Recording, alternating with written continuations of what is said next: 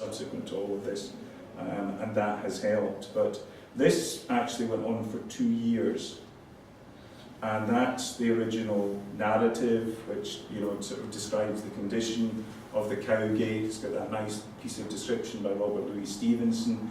It's about the fact that Edinburgh is that multi-layered city, that you tend not, your initial encounter with Edinburgh might not perceive these layers and the sort of bustling below street level that Stevenson so nicely describes.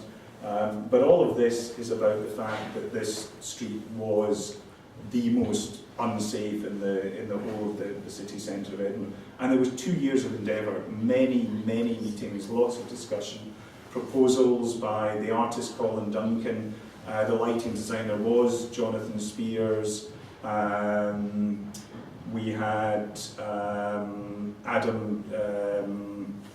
architect Adam Dudley on board. It was a good, solid team, and had a fair wind all the way through until it crashed and burned and died for reasons that I will explain. That's the initial team. We added architects later on, and that's as we advanced the project, and that's not particularly good drawing, but the idea was that we would play on the Cowgate, the fact that it was originally a sort of cattle or drovers road, and there were all sorts of things we were going to do.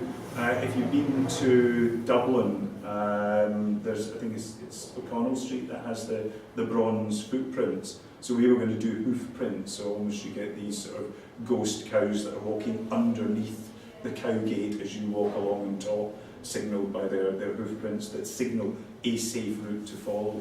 And we were going to do extensive lighting using these sconces, which are, great sort of bull's head sconces, designed again by the artist Colin Duncan. It was all very nice. And then the Old Town Trust came along and said, we don't really like this. And it died. And it was just canned instantly.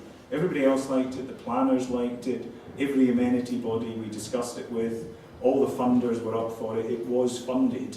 And the Old Town Trust said, nah, and end of. So, quite interesting. I think that was a case where, had there been a stronger will, either politically or at officer level, something good might have happened.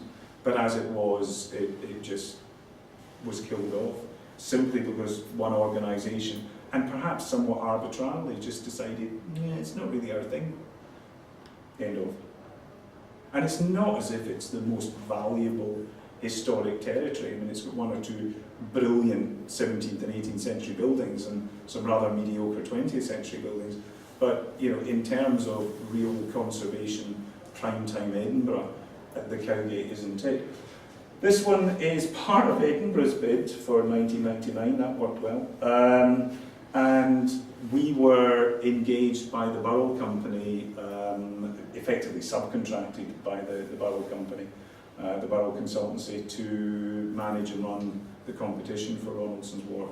And that was quite interesting because I was, in the meantime, you're feeling rather like a double agent, because I was working on behalf of Edinburgh's bid on this project, but also at that point fully engaged with Glasgow's bid for 1999. But there we are. And that's the eventual outturn of that, which is Dignan Reid Dewar's eventual Ronaldson's Wharf scheme, which I still think is one of the most successful and attractive housing schemes in Edinburgh in recent years.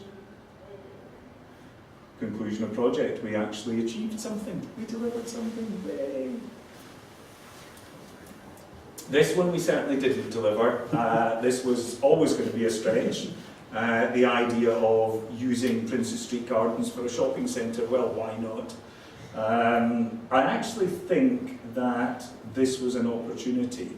It was never going to be an easy call, let us compromise somewhat your beautiful and much loved and well used gardens in order to introduce retail to the city centre of Edinburgh, or additional retail.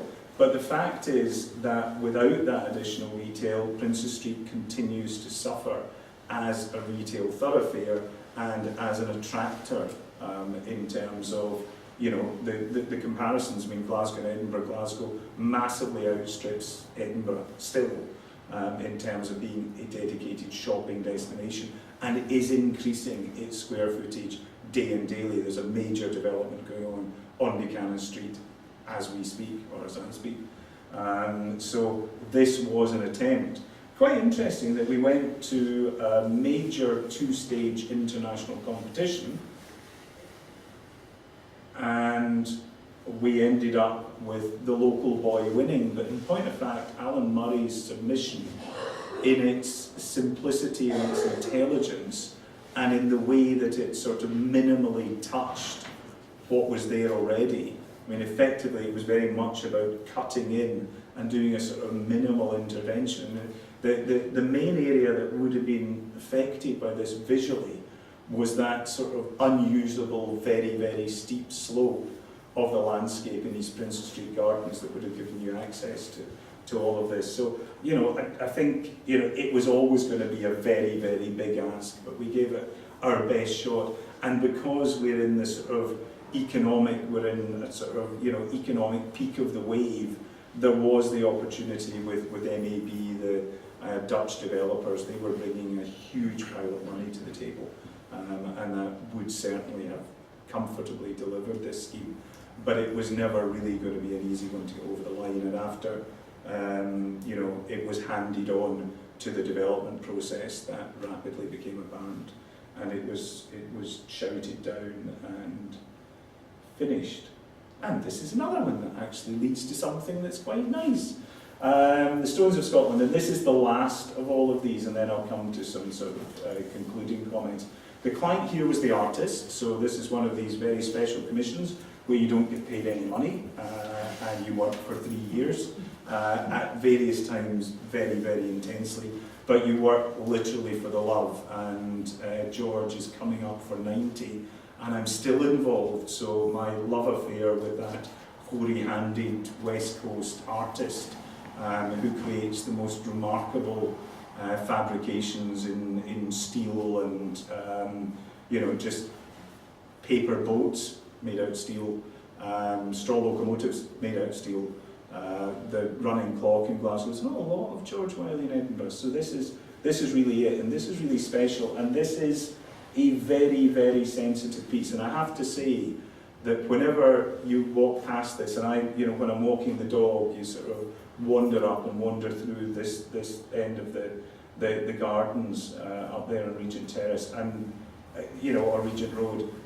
It is, and that drawing obviously is not how it ended up looking, but it is very, very popular. You often see groups of school kids, and they're going along. I mean, I think George's idea was you would bring 32 stones that would represent the 32 local authority areas within Scotland.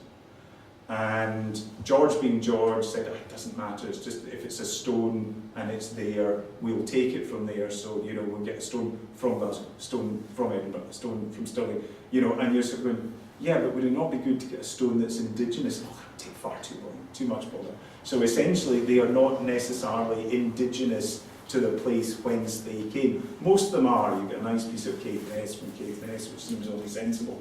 But essentially, the underpinning, and you know, we come on to concerning the spiritual in art and the poetic in art.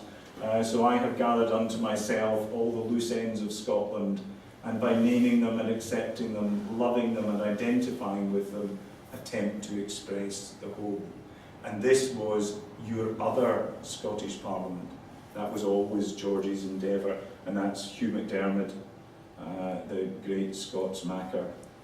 And there's the invitation to the opening, St Andrew's Day, November 2002. It was wet, we all stood with our umbrellas, but it has to be said, this was achieved because of the grim determination of George, but it was also, and no money, but it was also achieved because of the grim determination and the sharing of the vision by a number of council officers who just said, that's a bloody good thing, let's do it, and let's give George the